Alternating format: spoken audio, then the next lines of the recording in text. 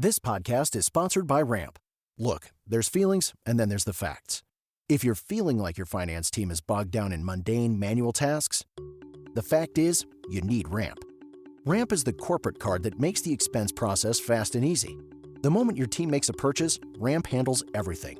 Receipt collection and approvals, the works.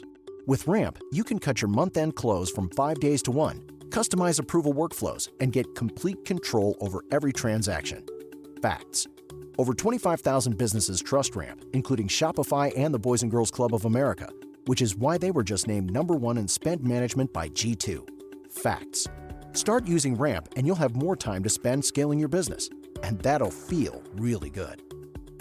Upgrade to Ramp for free today and get $250 at ramp.com. That's ramp.com. ramp.com. Cards issued by Sutton Bank, members FDIC. Terms and conditions apply. You're listening to DNA ID, brought to you by AbJack Entertainment. Be sure to check out some of the other great true crime podcasts from this network, including The Murder in My Family, Missing Persons, Scene of the Crime, Zodiac Speaking, Beyond Bizarre True Crime, Citizen Detective, and Campus Killings. All of these podcasts are available for you to binge on right now, wherever you listen to podcasts. Subscribe where you're listening to this podcast so you don't miss an episode.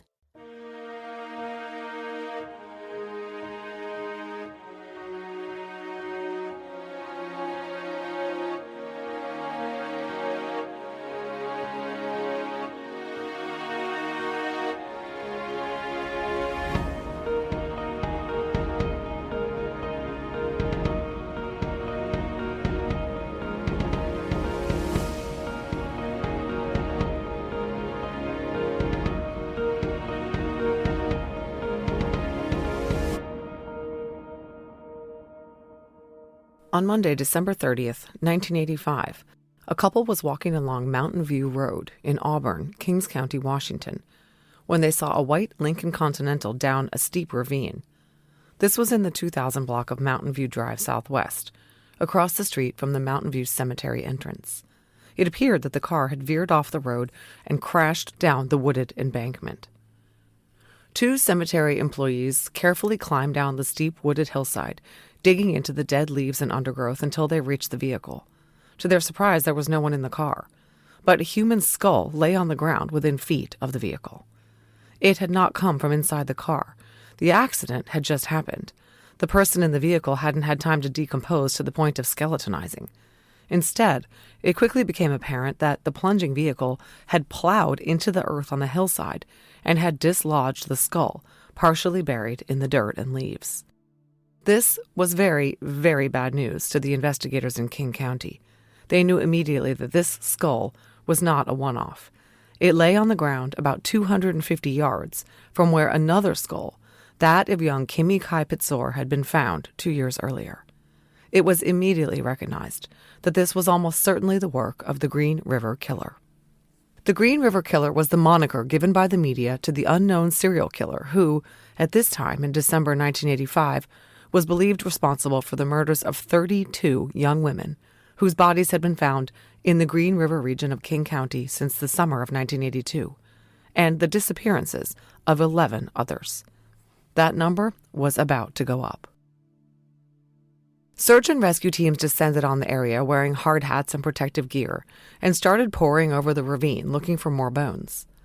Green River Task Force investigators knew that the skull found near the Mountain View Cemetery was likely to lead to more bodies because the Green River Killer was known to put his victims in clusters of as many as 6 bodies.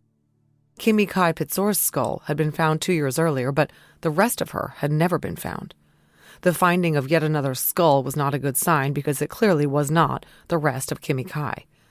And indeed, Auburn police and Green River Task Force officers searching the area found more bones the following day. They amounted to a substantial portion of a human body, according to Green River Task Force Lieutenant Jackson Beard. It was not a very pleasant New Year's for anyone involved in the Green River Task Force. The search for additional human remains continued throughout the week. King County Explorer Scouts search and rescue units joined in to cover the overgrown and wooded ground in the ravine, which had never been searched, despite Kimi Kai being found 450 feet away 2 years earlier. The 200-foot deep, steep ravine had been written off as too difficult for the killer to have deposited bodies in, but that proved to be a great underestimation of this killer's commitment to his body depository sites. On Thursday, January 2, 1986, Explorer Scout Angie Osher found another skull, and soon additional bones were found, amounting to nearly another whole skeleton. This was 40 to 50 feet uphill and to the east of where the first body was located, at the foot of a very large rotten stump on the peak of a ridge. The skulls were sent to the King County Medical Examiner's office for comparison to the dental records of 11 missing women from the Green River area. The bones were also transported to the ME. Unfortunately, none of the dental records matched. The skull and bones found on Thursday were believed to belong to a white female, age 14 to 17, according to Dr. Darius Swindler, a physical anthropologist at the University of Washington. The bones found on Monday and Tuesday belonged to a black female, age 20 to 25. It was estimated that the bones found in the ravine had been in the area for 12 to 18 months. This was eventually raised to upwards of 24 months. The King County Medical Examiner said the women's deaths were due to, quote, homicidal violence of undetermined origin. They were added to the Green River Killer's toll, bringing his total number of known victims to 34. On Saturday, there was a third body. The new find was missing the skull and jawbone, but was definitely a distinct body from the bones found earlier in the week. These bones were found about 100 yards from where Kimi Kai's skull had been found, and indeed, it was immediately thought possible that they were the rest of Kimi Kai. In January, X-ray records of a broken arm suffered by Kimi Kai confirmed it. The remains were hers. But the other two bodies remained unidentified. All that was known was their approximate ages, race, and that they were female, that they'd been dead 2 to 3 years, and that they were victims of the Green River Killer who had died from indeterminate homicidal violence. By January 1986, they were the only 2 of the 34 known victims who did not have names. This was not released to the public, but the remains were dubbed Bones 16 and Bones 17. They did not find all of Bones 17. Several bones were missing, but they had enough to know that she was a white female teenager, aged 14 to 19. She was around 5'4" to 5'8", and estimated at 130 pounds, with undetermined hair color. Not one scrap of clothing, jewelry, or personal belongings was found with the body. This part's kind of crazy. Police learned that the Lincoln Continental Mark V had been stolen earlier that week, on December 27th.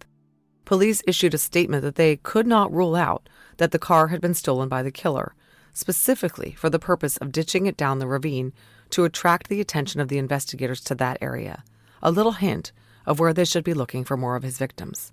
Well, it worked, didn't it?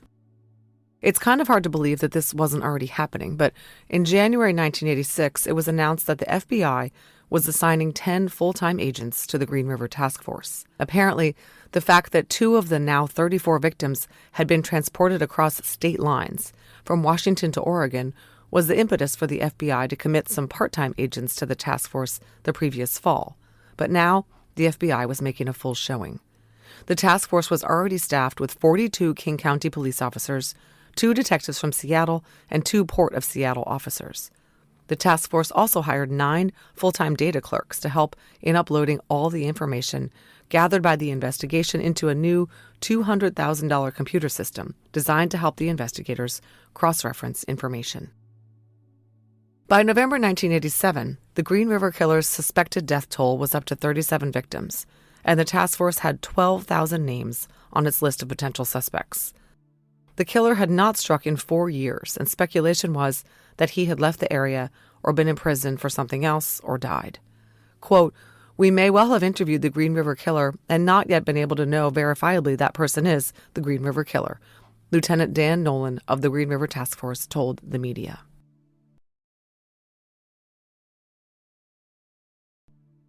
Time went by. Not only did the Green River Killer remain at large, with a suspected victim list that burgeoned to 49 women, But investigators were not able to identify bones 16 and 17 either.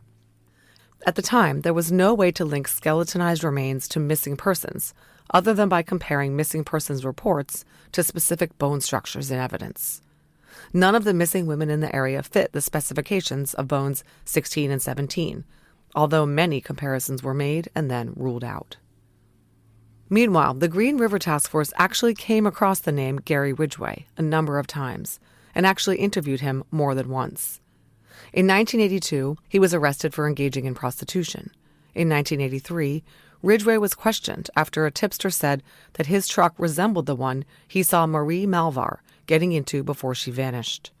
Ridgway, who had perfected the art of being banal, denied having anything to do with Marie, and the police moved on. According to a prosecutor's summary of the Green River Killer case, quote, during the 1980s, task force detectives investigated Ridgway and interviewed him on multiple occasions.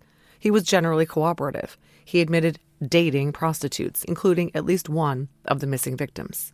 He admitted assaulting a prostitute, Rebecca Guy, claiming he did so because she bit him. After one interview, Ridgway successfully passed a polygraph exam in which he denied killing any of the women. Ridgway passed the polygraph in 1984. In April 1987, the task force returned to Ridgway. They executed a search warrant for his home, work locker, and vehicles. None of the items they seized linked him to any of the crimes, some of which had DNA evidence, but task force investigators also collected a DNA sample in the form of saliva from Ridgway at that time, and they kept it. Ridgway kept killing until 1998. As he carried on slaying young women and girls, his youngest victim was 14, DNA testing technology advanced. In 2001, Detective Tom Jensen sent biological evidence from several Green River Killer victims to the Washington State Patrol Crime Lab, the WSPCL for short, for DNA testing. Forensic scientists at the crime lab analyzed vaginal swabs from Marcia Chapman, pubic hairs from victim Opal Mills, and vaginal swabs from Carol Christensen, and compared them to a number of suspect samples, including Ridgway's. Male DNA on all three victims matched Ridgway's DNA. He was arrested on November 30th, 2001. But after analyzing all the physical evidence from all 49 victims, the authorities were able to charge Ridgway in only 7 of the murders. Still, it was enough that they could dangle the threat of the death penalty over his head. Either the fear of being executed or a narcissist's desire to take credit for his actions led Ridgway to strike a deal with prosecutors. In exchange for them taking the death penalty off the table, quote, Ridgway agreed to provide complete, truthful, and candid information concerning his crimes in King County and answer all questions during interviews conducted by the police or the prosecuting attorney. Ridgway agreed to disclose the existence and precise location of all undiscovered physical remains of his victims. Ridgway agreed to plead guilty to aggravated murder in the first degree for all murders he committed in King County, end quote. The families of most of Ridgway's suspected victims backed the plea deal, preferring to have information and perhaps remains of their loved ones than to execute their killer. The information Ridgway provided went above and beyond the hopes of investigators. He was able to lead them to all the known dump sites, and to dump sites they had never found. He was able to remember every detail of the murders, and the victims he placed at each location. He admitted that he would return to the body dump sites again and again to have sex with the corpses, even the ones riddled with maggots.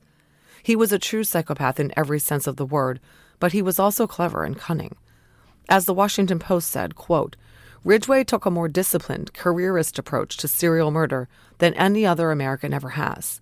He sweated every detail of finding, killing, and disposing of human beings, end quote. Here are some of the steps Ridgway would take to ensure he wasn't caught. He stripped all his victims naked before leaving them outside and got rid of their clothing and personal items, knowing that if they had no identifying possessions, it would be harder to link them to him. He generally killed sex workers who he felt were less likely to attract police and public ire. But he made sure to patronize some sex workers and leave them alive, so they would vouch for him for being a nice, gentle guy should the police inquire. Also, he would call some sex workers pimps after he had already killed them and ask for another date under the same fake John name, so he looked innocent. He dumped the bodies in random places that were not connected to him, and even placed 2 across the border in Oregon to throw police off the trail. This directly from the prosecutor's summary. Quote, he took precautions to leave no evidence at a scene. If one of his victims scratched him, he would cut her fingernails before disposing of the body. Once, when he feared that he might have left tire tracks near a dump site, Ridgway replaced the tires on his truck. End quote. One victim, Marie Malvar, scratched him so badly that he burnt his arms with battery acid to cover the marks, scarring himself permanently. And then this, which, as someone who spends a lot of time reading old case files and the investigative reports regarding evidence found at crime scenes, made my brain explode a tiny bit. Quote, Ridgway placed evidence at the dump sites which was deliberately intended to mislead police. Cigarette butts, chewing gum. He neither smoked nor chewed gum. At one scene, he scattered airport motel pamphlets and car rental papers to imply that the killer was a traveling salesman. He tossed a hair pick at one scene, hoping that, if the body were discovered, investigators would suspect a pimp. He left one victim's driver's license at SeaTac Airport to suggest that she had left town. End quote. He also would return to the remains once they were disarticulated and spread them around, so they were eventually found in different locations, just like Kimmy Kai.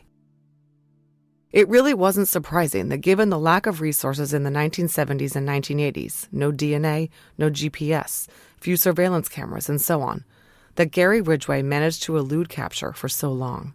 But captured he was, and in 2003, he sang like a canary so he could live out his life in prison. The problem was, Gary Ridgway didn't know who Bones 16 and 17 were. He remembered Kimmy Kai Pitsor and that he had killed one of them before her and one of them after her. They had died sometime in the spring or summer of 1983. He remembered exactly where he had placed the three bodies, and in 2002 showed the investigators the precise spots where they'd been recovered.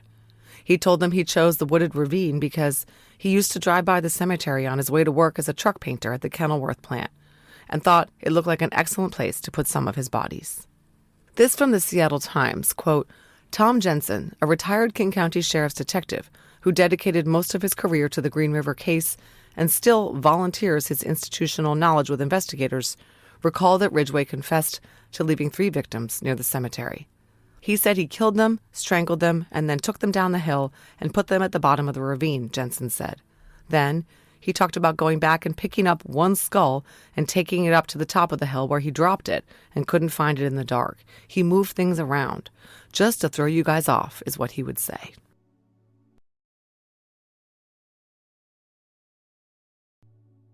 On November 5, 2003, Ridgway pleaded guilty to 48 charges of aggravated murder. He would add one more, Becky Marrero, in 2011, bringing his total number of official victims to 49. He has maintained, though, that his actual number of victims is closer to 75 or 80. Two of the murders covered by the plea agreement were Bones 16 and 17. Those words, Bones 16 and Bones 17, were read out in court in the place of names. At his sentencing, Ridgway told the court, I'm sorry for killing those ladies. They had their whole lives ahead of them. No one believes him.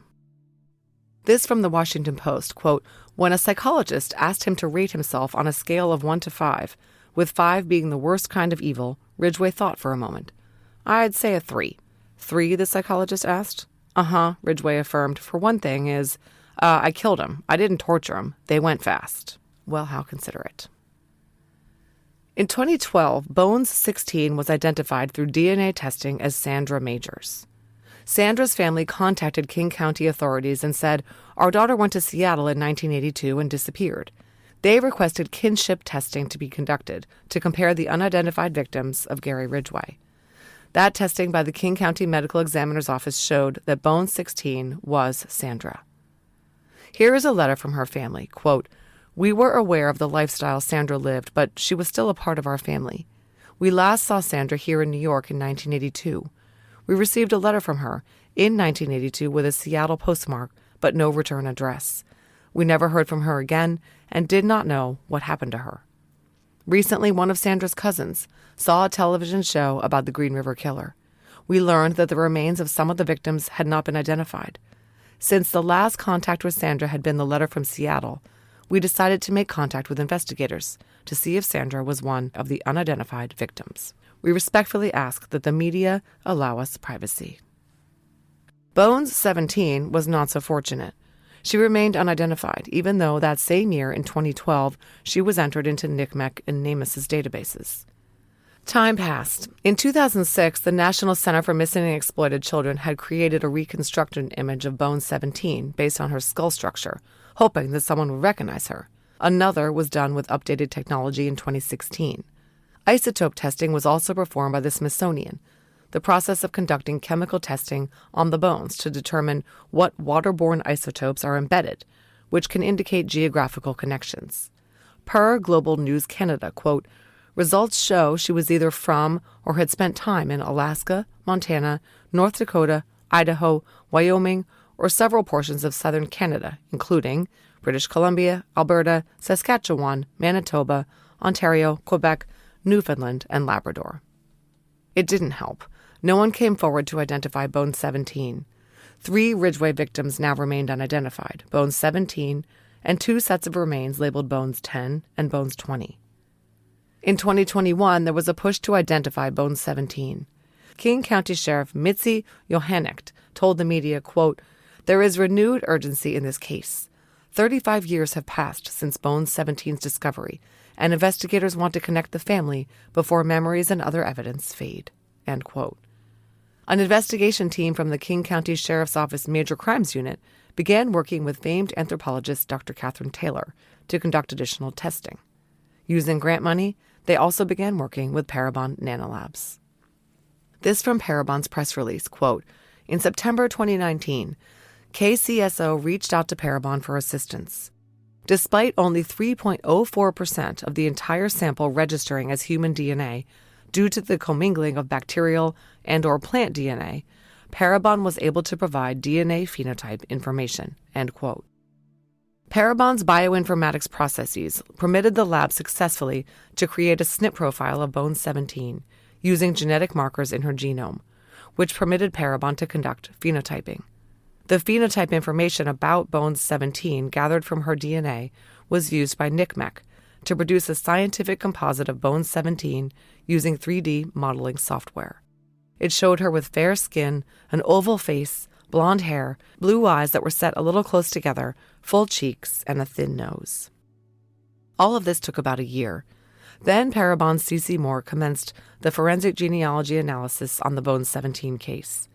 She uploaded the SNP profile to GenMatch and then Family Tree DNA, and boy, was it complicated.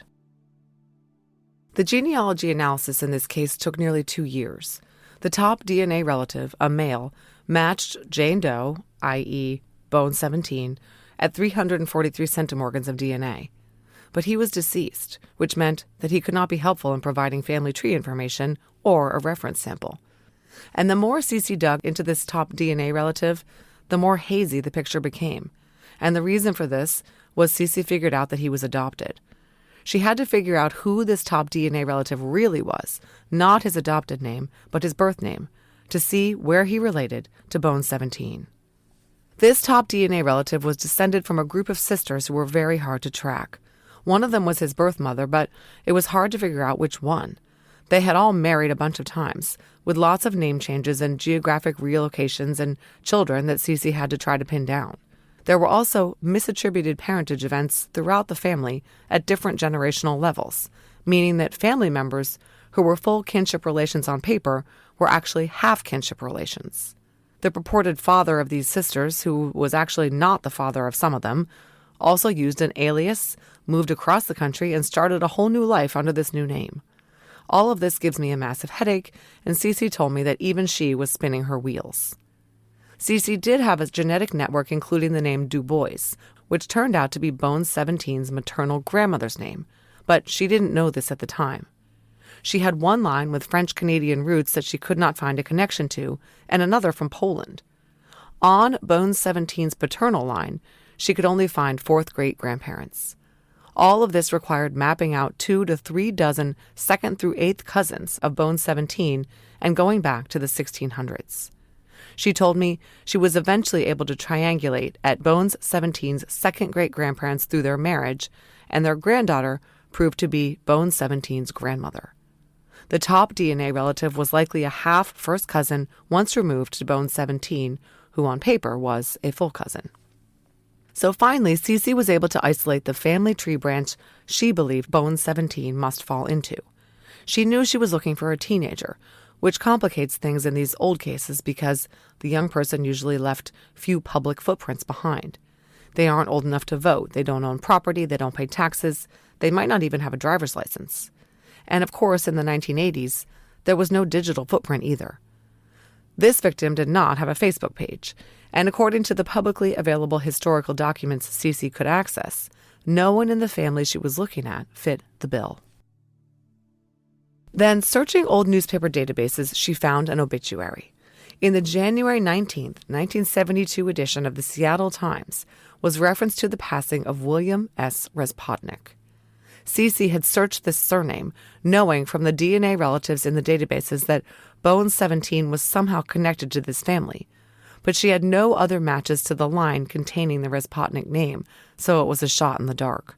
William Razpotnik's obit said he was of Juneau, Alaska, formerly of Seattle, husband of Donna, father of William George, and Lori Anne. Who was Lori Anne? Cece had previously come across William George, who had lived to adulthood before digging up this obituary. She knew that he was in Bone 17's tree, and now for the first time it looked like William George might have a sister. She set her sights on Lori Anne Razpotnik. Cece told me that Alaska does not have a public birth index, which is why she couldn't find Lori much earlier. She couldn't see that there was a daughter in this family tree who was the right age to be Bone 17. And there was no mention of Lori in any other family obituaries she had located. This is all from Alaska Public Radio, which did a terrific piece on this case. Donna Hurley was unloading groceries in front of her Juneau, Alaska home one day in September when two men approached. They said they were detectives with the King County Sheriff's Office, and she invited them inside. They told Hurley they believed they had identified Lori. I said, "Oh no," and then I just went into shock. There's no other way to say it, she said. I went through all the motions like a robot, end quote.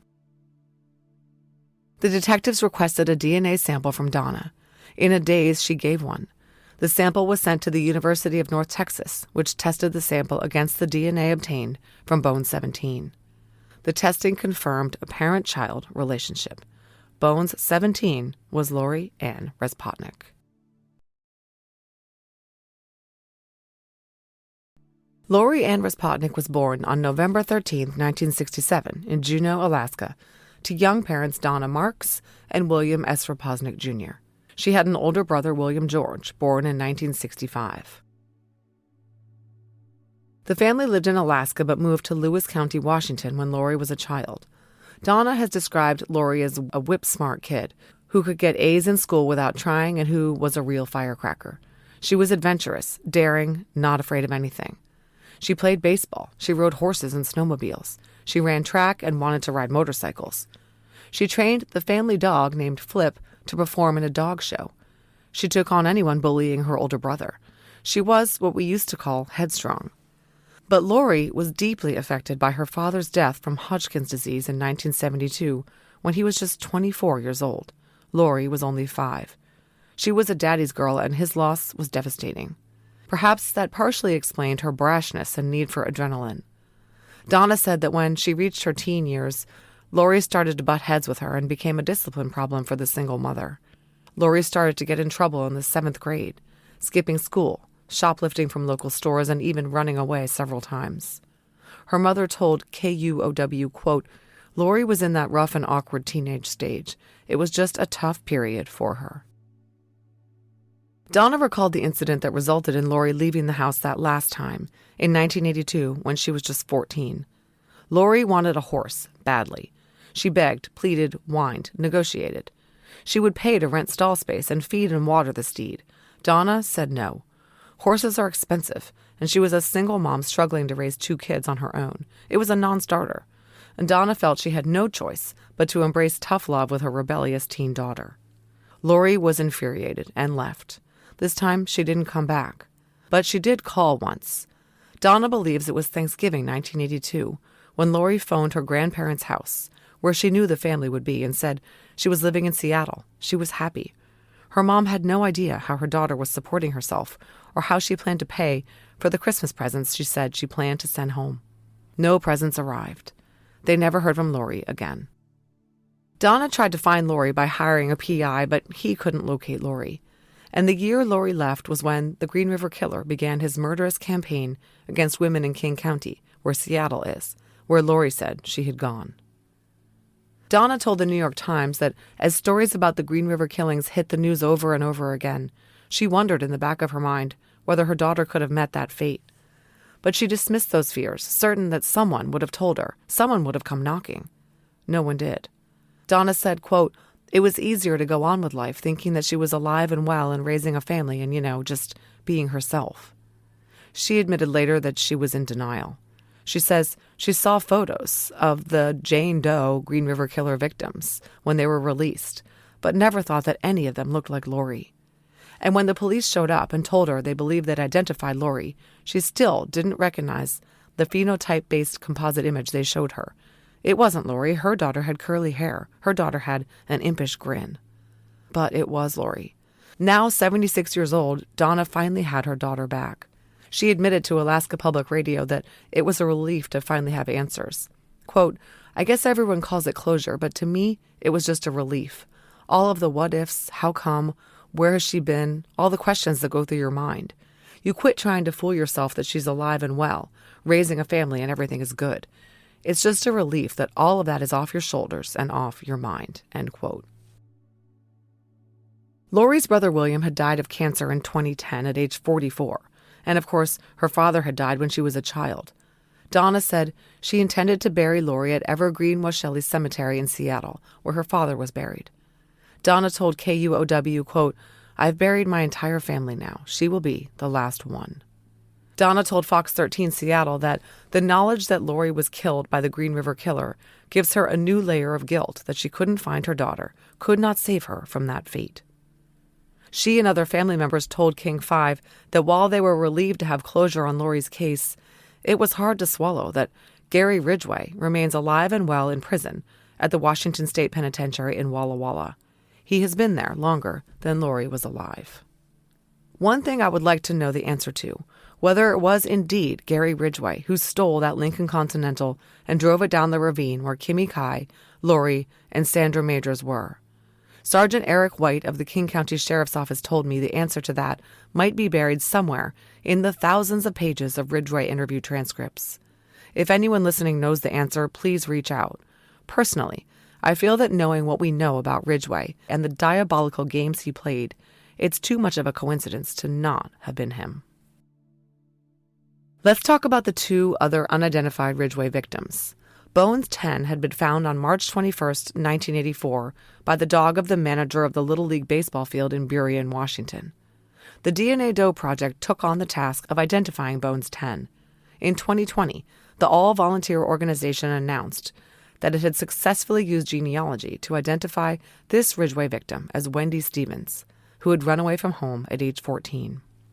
I'm reading here from an article in Medium about the identification of Wendy. Quote, "In 2020, the DNA Doe Project obtained bone fragments from Jane Doe B10 and sent them to a third-party lab, Astrea Forensics, for further testing.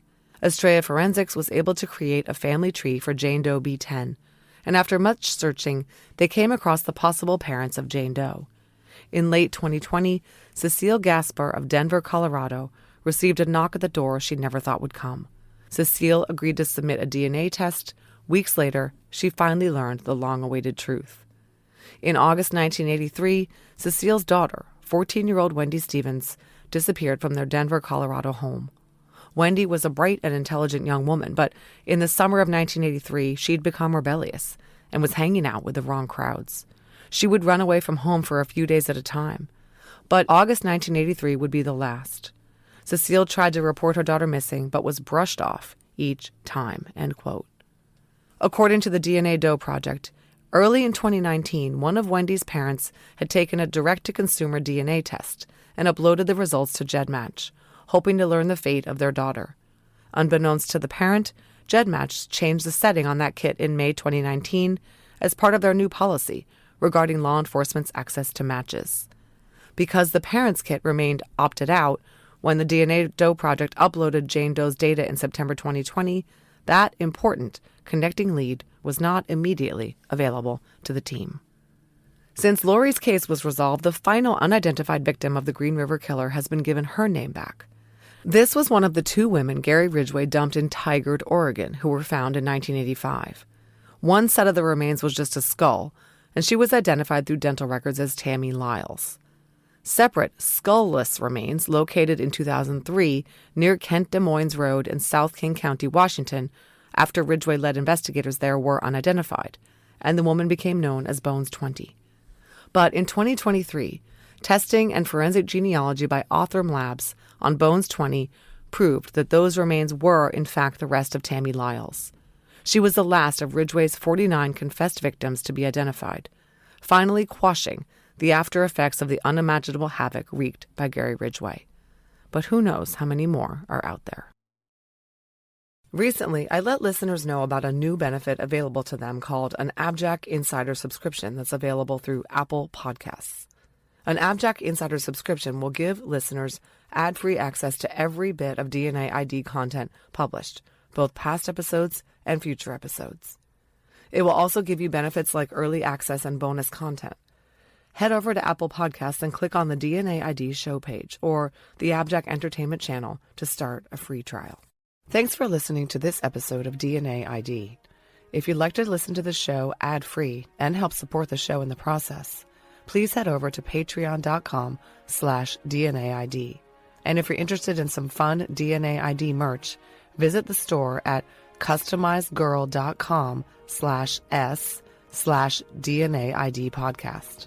To contact the show, please email us at dnaidpodcast@gmail.com.